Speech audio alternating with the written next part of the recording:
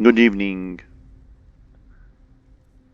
Now, in this third video, we're going to talk about or read the Spell Tome Sparks, the Spell Tome Candlelight and Letter from a friend, and we might go for the Kairos Bounty as well.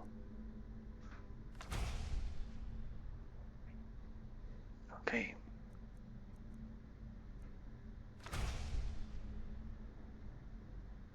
Don't we? We didn't, so we'll read. Okay. It caused a bit of stir in Western Watch Tower when you demonstrated the power of your thumb. Not everyone is anxious for the future of the return of the Dragonborn. I, for one, desire to see you grow and develop your talents. Skyrim's need a true hero these days. So this is a story or a letter for me. You should turn your attention to volunteer. I understand it holds a mysterious source of power that can only be unlocked by the Dragonborn. Sincerely, a friend.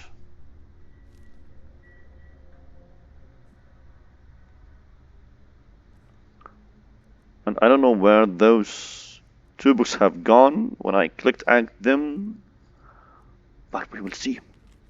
It says, kill Isa and Rajeti on sight. 100 gold to whoever bring me the heads. Spread the word, Kaya. So, okay. Those two are the creatures that I found in the game near the ships.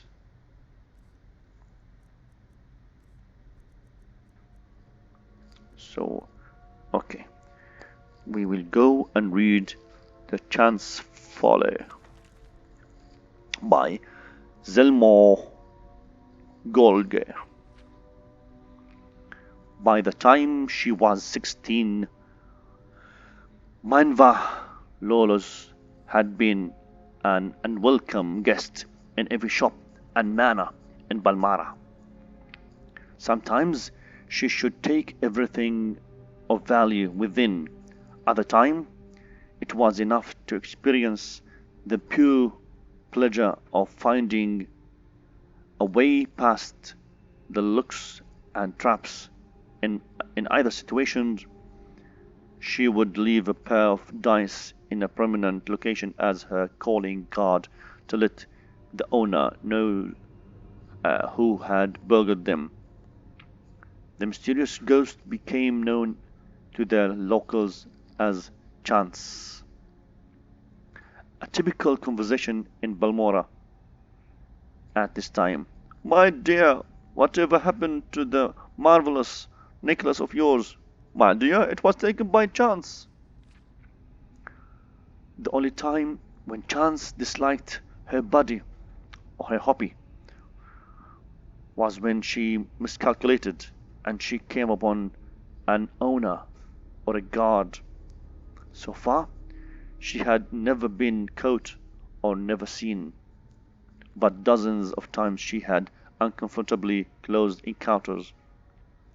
There came a day when she felt it was time to expand her reach. She considered going to Vivek or Genesis, but one night at the 8 plates she heard a tale of the Heran ancestral tomb, an ancient tomb filled with traps and possessing hundreds of years of the Heron family treasures. The idea of breaking the spell of the Heron tomb and gaining the fortune within appealed to Chance, but facing the guardians was outside of her experience. While she was considering her options, she saw Alistair Moresby sitting at a table nearby, by himself as usual. He was huge brute of a Breton who had a reputation as a gentle eccentric, a great warrior who had gone mad and paid more attention to the voices in his head than to the worlds around him. If she must have a partner in this enterprise, Chance decided this man would be perfect. She would not demand or understand the concept of getting an equal share of the buttery. If worse come to worse, she would not be missed if the inhabitants of the Heron tomb were too much for him, or if Chance found his company tiresome and elected to leave him behind. Alistair, I don't think we've ever met, but my name is Manva, she said, approaching the table. I am fancying a trip to the Heron ancestor tomb. If you think you could handle the monsters, I could take care of the unlocking doors and popping traps. What do you think? The Breton took a moment to reply, as if considering the counsel of the voices in his head. Finally, he nodded his head in the affirmative, mumbling, "Yes, yes, yes, proper Nick. Hot steel within walls, beyond doors. 53. 2 months and back. Splendid," said Chance, not the least put off by his rambling. "We'll leave early tomorrow."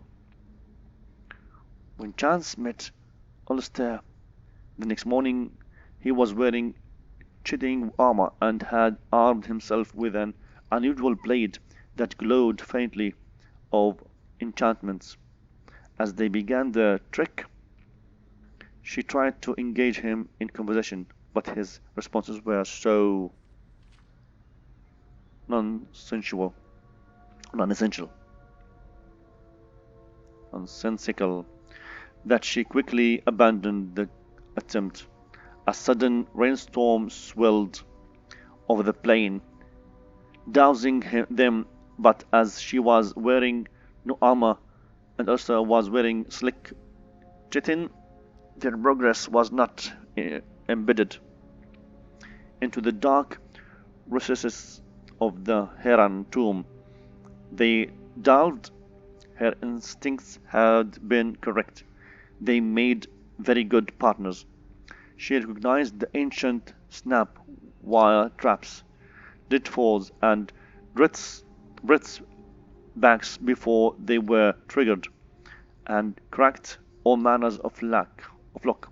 Simple tumbler combinations, twisted hasp, double catch, varieties from antiquity with no modern names, rusted heaps that would have been dangerous.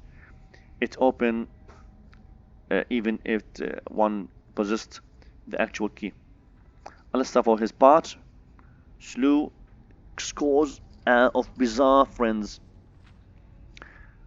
the like of which Chance, a city girl, had never seen before.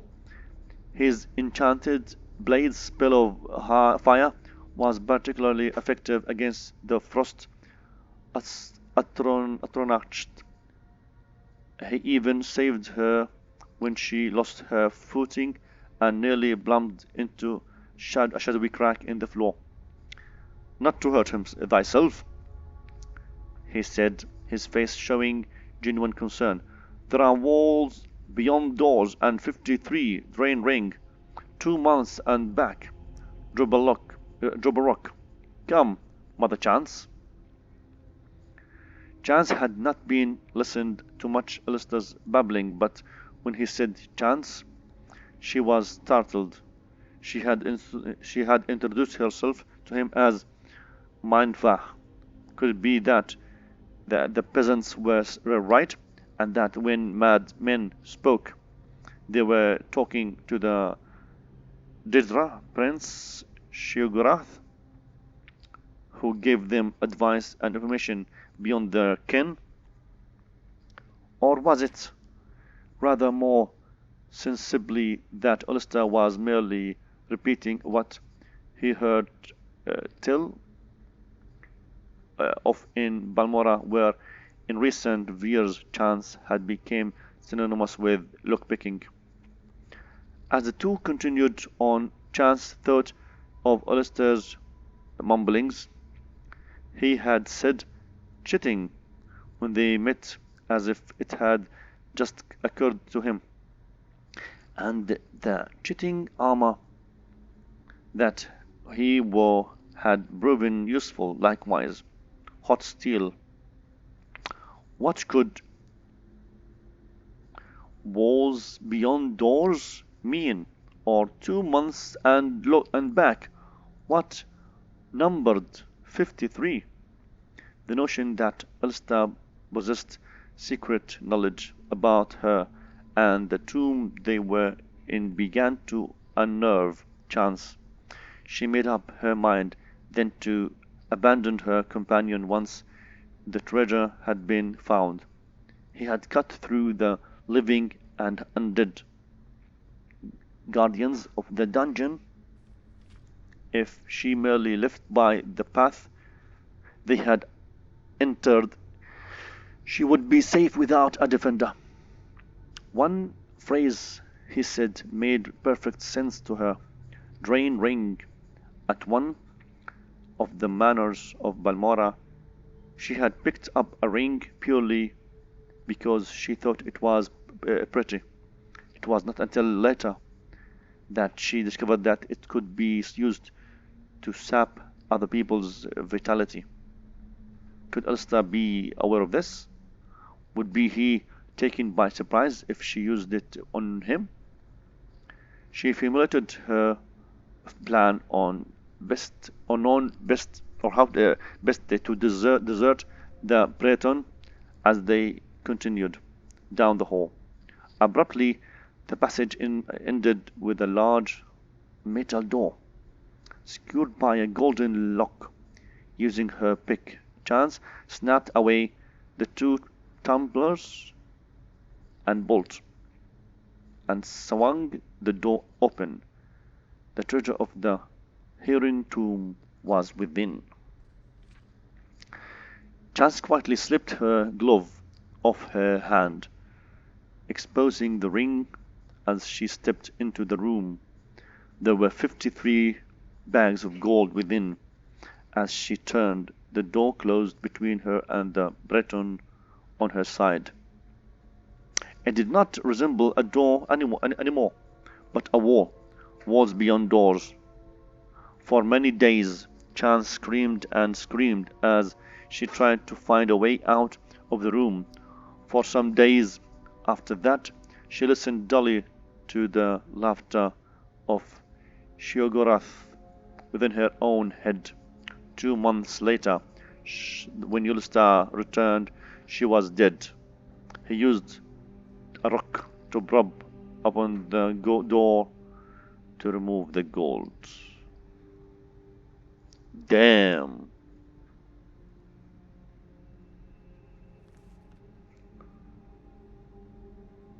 So it is why, it was all of it like written in the book, like he was predicting by giving some kind of poetry. Damn, indeed. Scary too. So, brief history of the Empire, Version 4, by Stronach Tichoji III, an imperial historian. The first book of this series described in brief the first 8 emperors of the Septim dynasty, beginning with Tiber I. The second volume described the War of the Red Diamond and the 6th emperor who followed. The third volume described the troubles of the next three emperors: the frustrated Uriel IV, the ineffectual Sephoronus II, and the heroic Uriel V. On Uriel's fifth death across the sea in distant, hostile Akavir, Uriel IV, or the sixth, is it, was but 5 years old. In fact, Uriel VI was born only shortly before his father left for Akavir, Uriel V's only other progeny by a morgantic alliance with the twins Morihatha and Eloza, who had been born a month after Uriel V's left. Uriel VI was crowned in the 219th year of the Third Era. The imperial consort, Thonica, as the boy's mother, was given a restricted regent until Thriel VI reached his majority. The Elder Council retained the real power, as they had ever since the days of Ratira I. The council so enjoyed its unlimited and unrestricted freedom to promulgate laws and generate profits that Uriel VI was not given fully license to rule until 307, when he was elderly 22 years old. He had been slowly assuming positions of responsibility for years, but both the council and his mother, who enjoyed even her limited regency, were loath to hand over the reins. By the time he came to the throne, the mechanisms of government gave him little power, except for that of the imperial veto. This power, however, he regularly and vigorously exercised. By 313, Uriel VI could boast with conviction that he truly did rule. Tamriel he utilized defunct spy network and guard units to bully and coerce the difficult members of the Elder Council. His half-sister Morihatha was, not surprisingly, his staunchest ally, especially after her marriage to Baron Ulf Gerson of Winterhold brought her considerable wealth and influence. As the sage Agurage said, Uriel V conquered Esroniet, but Uriel VI conquered the Elder Council. When Uriel VI fell off a horse and could not be resuscitated by the finest imperial healers, resuscitated by the finest imperial healers, his beloved sister Morihatha took up the imperial tiara at 25 years of age. She had been described by admittedly self-serving diplomats as the most beautiful creature in all of Tamriel. She was certainly well learned, vivacious, athletic, and a well-practiced politician. She brought the Ashmagista of Skyrim to the imperial city and created the second imperial battle mage since the days of Typer Septim. Morihatha finished the job her brother had begun and made the imperial provenance a true government under the empress and later the emperor, outside the imperial province. However, the empire had been slowly dis- disintegrating. Open revolutions and civil wars had raged, unchallenged since the days of her grandfather, Severus II. Carefully according her counterattacks, Marihatha slowly claimed back her rebellious vassals, always avoiding extraordinary or exterminating herself. Though Marihatha's military campaigns were remarkably successful, her deliberate pace often frustrated the council. One councilman, an Argonian who took the Colovian name of Pericles Romus, furious of her refusal to send troops to the troubled Black Marsh,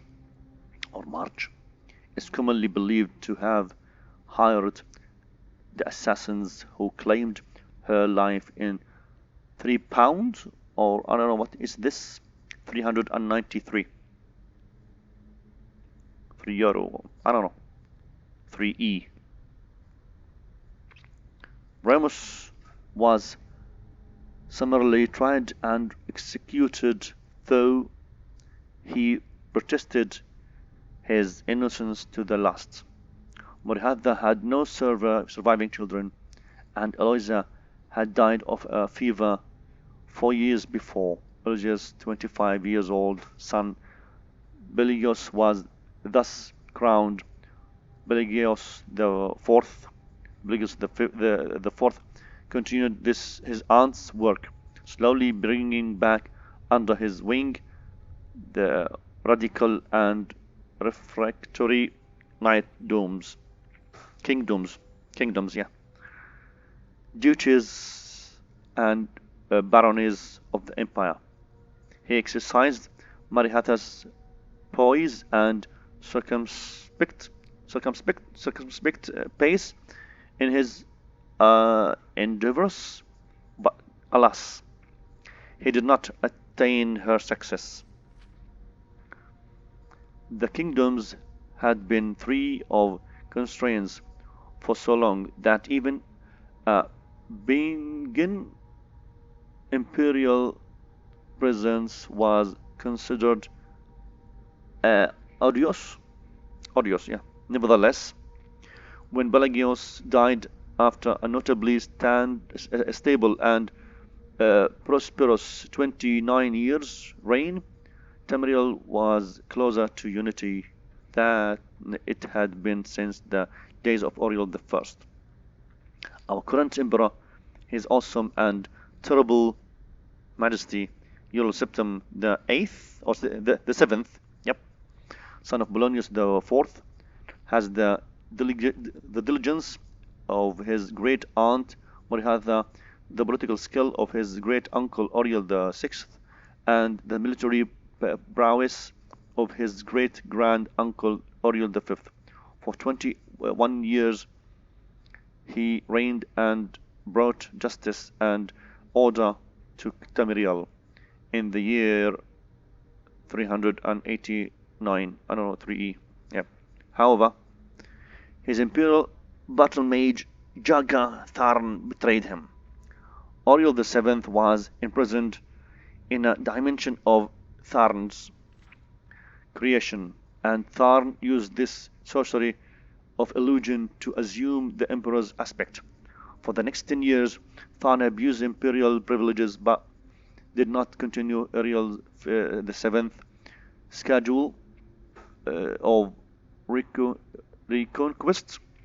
It is not even entirely known what Tharn's goals and personal accomplishments were during the 10 years. He massacred and as his liege lord, masqueraded, okay, as his liege lord in 399.